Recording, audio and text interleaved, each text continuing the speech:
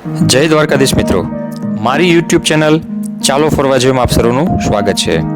આજે આપણે આવી ગયા છીએ પોરબંદરથી માત્ર 30 કિલોમીટર દૂર અને ભાણવડ તાલુકાથી માત્ર 20 કિલોમીટર આવેલ દૂર હાથલા ગામના પાદરમાં કે જ્યાં બગવદરથી તમારે જવાનું હોય છે અને ત્યાં આવેલું છે 10,000 વર્ષ જૂનું એવું આ શનિદેવનું જન્મસ્થાન અને જેને કહેવાય છે કે જે શનિદેવનું મંદિર જે છે એ 10,000 વર્ષ જૂનું છે અને એવું આ ગામ અને એવું આ જગ્યા એટલે કે હાથલા।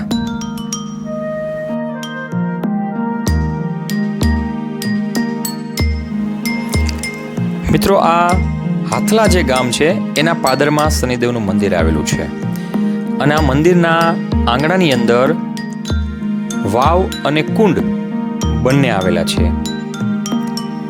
આ શનિદેવના મંદિરમાં શનિદેવ જે છે એ બાળ સ્વરૂપે બિરાજમાન છે એવું પણ કહેવાય છે કે જે હાથીની સવારી ઉપર છે અને આ એ કુંડ છે કે જ્યાં લોકો શનિદેવની પૂજા કર્યા બાદ અહીં પણ પૂજા કરતા હોય છે અને પોતાની ઉપર આવેલી પનોતીમાંથી મુક્તિ મેળવતા હોય છે।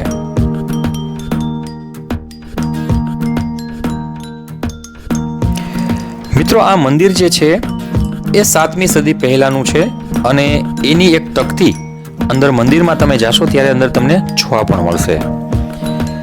હાથલા ગામમાં આ શનિદેવનું જે મંદિર છે એ કેટલું પ્રાચીન છે તો એવું કહેવાય છે અને એક લોકવાયકા છે કે રાજા દશરથ પણ પોતાના રાજ્ય એટલે કે અયોધ્યા ઉપર આવેલી પનોતીને દૂર કરવા માટે અહીં હાથલા ગામમાં પૂજા કરવા આવેલા હતા અને એ ઉપરાંત 5 પાંડવો દ્વારા પણ અહીં જે શનિકુંડ આવેલો છે એનું બાંધકામ કરવામાં આવ્યું હતું એટલે કે એક એક પથ્થરને 5 પાંડવો દ્વારા મૂકવામાં આવ્યા હતા અને એમણે પણ અહીં શનિદેવની પૂજા કરી હતી અને આ પૂજા કર્યા બાદ કુરુક્ષેત્રના મેદાનમાં તેઓ યુદ્ધ કરવા ગયા હતા અને કહેવાય છે કે શનિદેવના આશીર્વાદના કારણે જ તેઓ કુરુક્ષેત્રનું યુદ્ધ જીતી ગયા હતા એવું।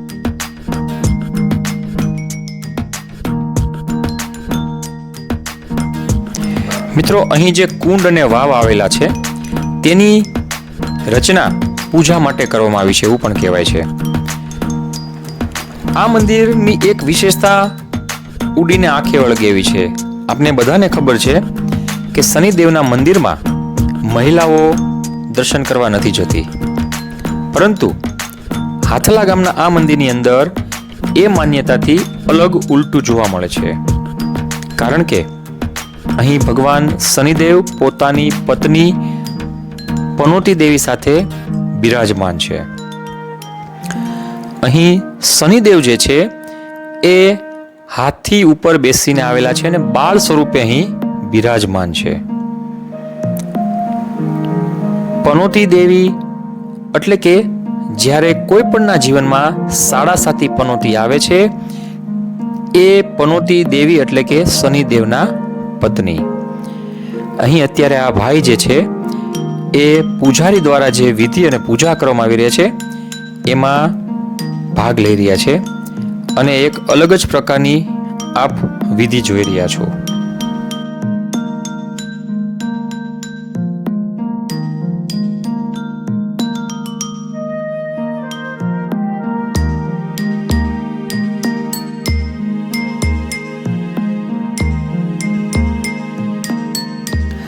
અહીં મળી આવેલા અવશેષો લગભગ 1500 વર્ષ જૂના છે અને મિત્રો, તમને જાણીને આશ્ચર્ય થશે કે વૈશાખ વદી અમાસના દિવસે અહીં લગભગ 4 થી 5 લાખ માણસો આ શનિદેવના જન્મ સ્થળે દર્શન કરવા આવે છે।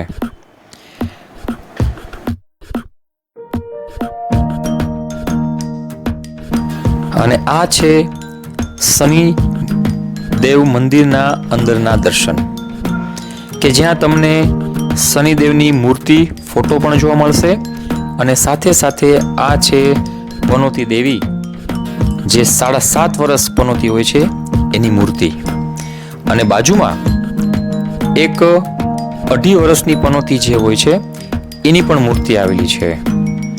અહીંના પૂજારી જો તમે બેસો તો તમને વિધિવત રીતે પૂજા પણ કરાવે છે અને શનિદેવ વિશેની જે લોકવાયકા છે તે પણ તમને કહેશે.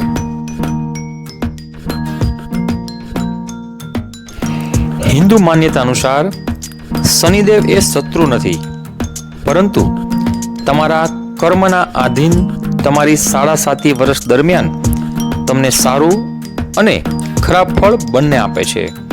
જો તમારા કર્મ સારા હશે તો તમને સારું ફળ આપશે અને જો તમારા કર્મ ખરાબ હશે તો તમને એ મુજબનું ફળ આપશે.